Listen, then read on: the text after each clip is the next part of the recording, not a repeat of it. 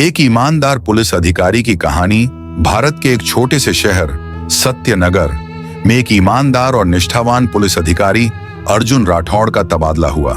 अर्जुन ने अपनी पूरी जिंदगी सच्चाई और न्याय के मार्ग पर चलते हुए बिताई थी।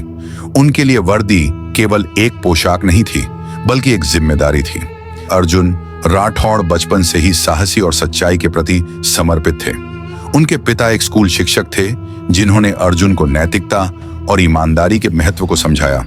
उनकी मां ने हमेशा सिखाया कि दूसरों की मदद करना सबसे बड़ा धर्म है। इन्हीं संस्कारों ने अर्जुन को पुलिस सेवा में आने के लिए प्रेरित किया।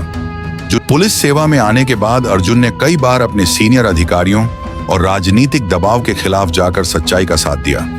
उनकी सख्ती और न्यायप्रियता के कारण अपराधियों में उनका खौफ था, लेकिन सत्यनगर में उनका तबादला एक बड़ी साजिश का हिस्सा था, जिसे अर्जुन ने तब तक महसूस नहीं किया था।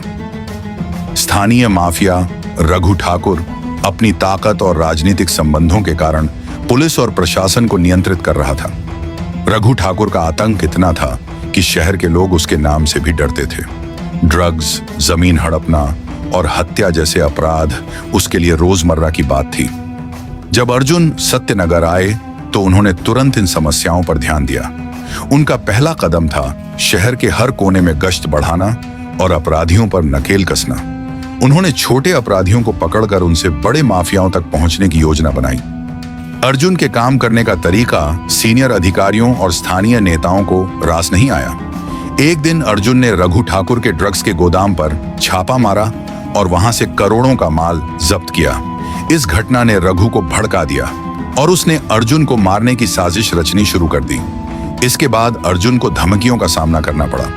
उन्हें पैसे, पदोन्नति और यहां तक कि परिवार को नुकसान पहुंचाने की धमकी दी गई, लेकिन अर्जुन के सिद्धांत अडिग थे।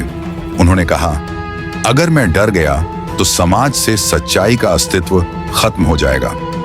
रघु ठाकुर ने अर्जुन को खत्म करने के लिए पुलिस विभाग के अंदर ही कुछ भ्रष्ट अधिकारियों और नेताओं से हाथ मिला लिया। एक दिन अर्जुन को एक गुप्त सूचना मिली कि शहर के बाहरी इलाके में एक बड़ी अपराध बैठक हो रही है। अर्जुन ने बिना किसी बैकअप के वहां जाने का फैसला किया, क्योंकि उन्हें अपने विभाग पर भरोसा नहीं था। जब अर्जुन वहां पहुंचे तो यह एक जाल निकला। वहां पहले से रघु ठाकुर और उसके आदमी हथियारों के साथ तैयार थे। अर्जुन ने अकेले ही बहादुरी से मुकाबला किया, लेकिन वह गोलियों से बुरी तरह घायल हो गए। अर्जुन ने अपनी आखिरी सांस तक लड़ाई लड़ी। उनकी शहादत ने पूरे शहर को झकझोर कर रख दिया। उनकी मृत्यु के बाद शहर के लोगों में गुस्सा और दुख का सैलाब उमड़ पड़ा। अर्जुन की ईमानदारी और साहस ने उन्हें अमर बना दिया। उनकी पत्नी नैना और बेटा आयुष समाज के समर्थन से आगे बढ़े। नैना ने अर्जुन के अधूरे सपने को पूरा करने का प्रण लिया। शहर के लोगों ने रघु ठाकुर और उसके गिरोह के खिलाफ आवाज उठाई। अर्जुन की शहादत व्यर्थ नहीं गई। जनता के दबाव और मीडिया के सहयोग से रघु ठाकुर और उसके गिरोह को गिरफ्तार किया गया। अर्जुन के बलिदान ने सत्यनगर को एक नया जीवन दिया। अर्जुन राठौड़ का नाम अब भी सत्य और साहस के प्रतीक के रूप में याद किया जाता है।